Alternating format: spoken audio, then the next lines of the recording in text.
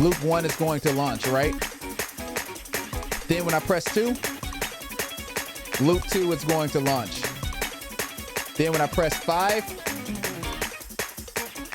today I'm going to be giving you a complete beginner's guide to using Ableton Live in church. So why do we prefer to use Ableton Live over using something like Logic or maybe, I don't know, Cubase, Pro Tools, FL Studios? Why Ableton Live over these other DAWs? In my opinion, using Ableton for church gives you the best advantage to be able to move on the fly in certain moments. It's that simple. Ableton makes it really, really simple to jump around, to do tap tempo. If there's a verse that's missed, you're able to jump back to the previous verse and catch up to the chorus. Any scenario that happens in church that throws the service off, Ableton gives you the most flexibility to be able to catch up and not make the service go off left, you know? So I'm going to show you how to recreate this template that I have on the screen right now. So you have two views. This is arrangement view right here. Then you have session view. Now we're going to be primarily focusing on session view. If we are running multi-tracks and stems, and I know that we're just going to do those multi-tracks exactly like they are, I'm going to drop it into arrangement view and label everything. In part 2, we're going to focus more on arrangement view, but we're going to be focusing on session view in this video right here. So session view is primarily the view that I like to use every single Sunday. And that's because mainly each Sunday, I'm just focusing on running loops, triggering a loop. I may have some cues in there to count in the song. I may have a metronome in there, but session view allows you to be very flexible as well. Focusing on the right-hand column over here, we see that we have everything color-coded. Each bar that is color-coded is called a scene. This would be considered scene 2. And we see that there's a 2 right here, but let's launch scene 2.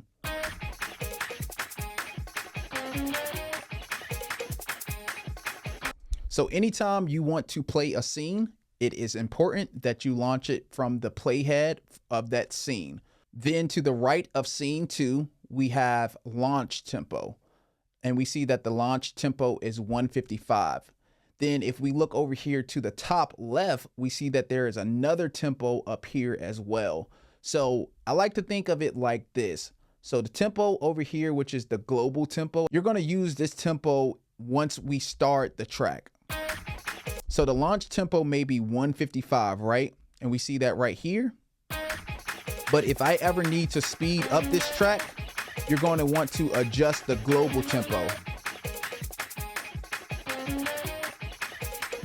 Or if I need to slow it down, we're going to adjust the global tempo. So wherever you want the tempo to be launched at, you're going to adjust the launch tempo over here on the right. If you want to adjust the tempo on the fly, you're going to come over here to the global tempo. As I was editing the video, I noticed I had missed something and I want to provide some more clarity on this concept. So if you are only working with one tempo for the entire session, right? It's okay to change the global tempo on the left-hand side. But if you're going to be working with multiple tempos in that session, let's say there's multiple songs, multiple tracks, over 100 tracks, you're going to always want to make sure you change that launch tempo on the right hand side. All right, let's get back to the video. Now let's pull up a blank template in Ableton, and I want to create something similar to the template that we have open right now. Let's do it. All right, so when we first pull up Ableton, we see that we have 2 MIDI tracks and then we have 2 audio tracks. I'm going to select these MIDI tracks by holding down Shift, and then I'm going to press delete because we don't need those. I'm going to keep these audio tracks open, right? I'm going to name audio track 1 loop.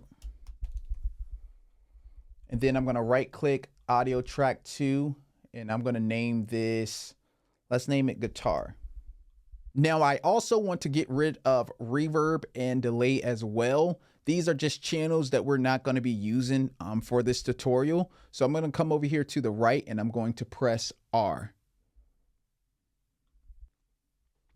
Now, what you can do is if there is a particular folder that you want to import into Ableton and you always want to have access to it, you can come over here and add folder. we want to add the folder that's called Cal Bailey Churchy Guitars. We already have it over here, but let's say that, you know, the folder is right here. All I'm going to do is press it and press open, and it's going to pull up, right? Once we get this folder pulled up, I want to locate the shout loops. So we have a bunch of shout loops, right? All right, I like that shout loop right there. I want to set the tempo of this session to, let's do 160. All right, this is what I'm going to do. I'm going to drag this Baptist Praise Break shout loop over, right?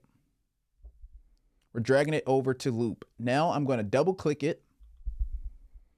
And we see that everything appears to be lined up like it should.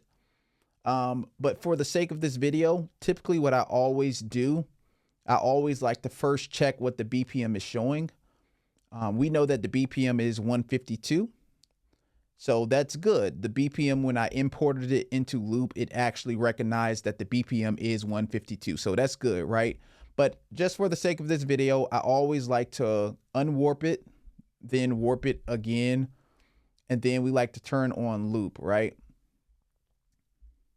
And that's just a good habit I like to do because Ableton doesn't always recognize the proper BPM, right? So being that we have the loop on, we see that the loop starts at 1 and it ends at 5. That is perfect. So when I press play, it's just going to loop.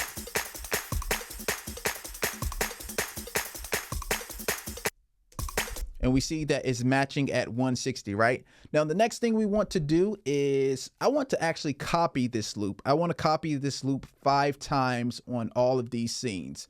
That way, when I launch each scene, I'll have a shout loop ready.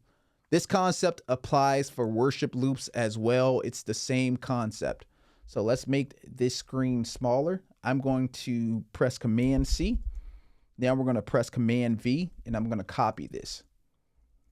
And we're going to copy it 5 times. So let's delete these channels right here.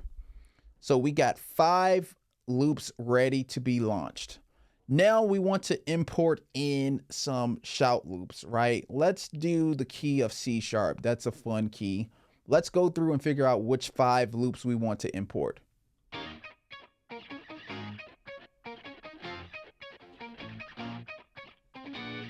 All right, that's a fun one. Let's import that one in.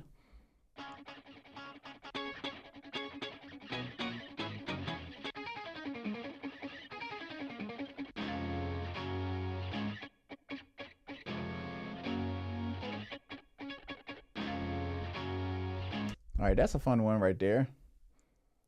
Let's see.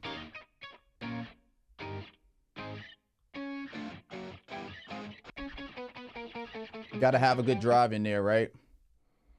All right, let's drag that in. All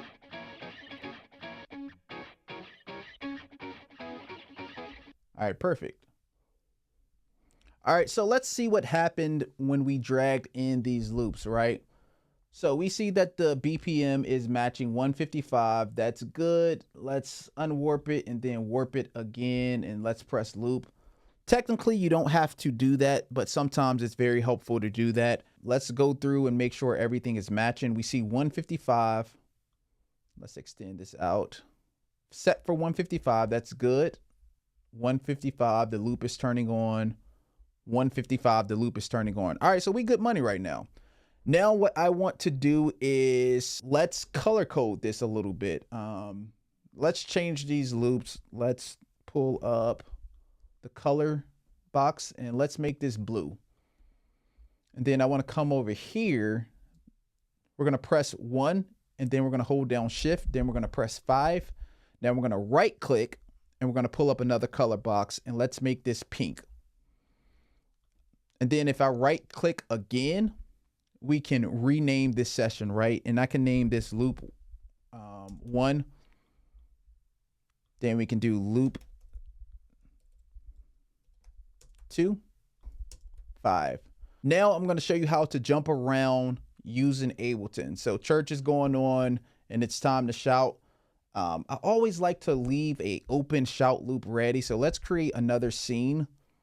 We're going to insert a scene, and I'm going to pull this scene up to the top, and I'm going to copy this shout loop right here. So the bump starts, right?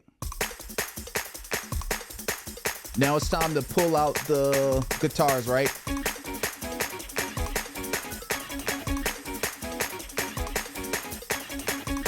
Now let's walk back out right now.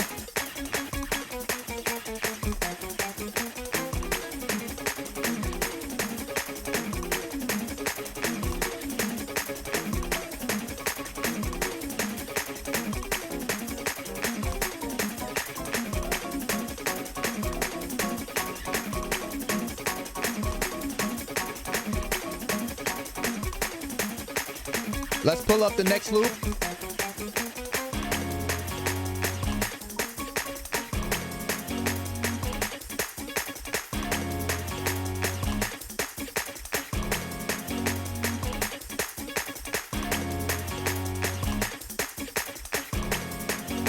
Pull up the next one right here.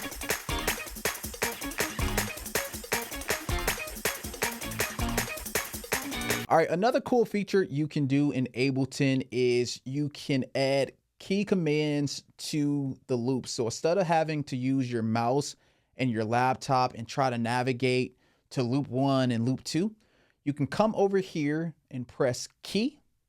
And when I press key, I can press the number 1, assign loop 1 to number 1 on the keyboard. Let's assign loop 2 to number 2. Then assign loop 3 to number 3, and so on and so on. And again, you press key, and then you go through on the your keyboard, literally on your keyboard, and you press 1, 2, 3, 4 where you want it to be labeled at and launch at. So now, after I'm done doing that, when I press 1, loop 1 is going to launch, right? Then when I press 2, loop 2 is going to launch. Then when I press 5,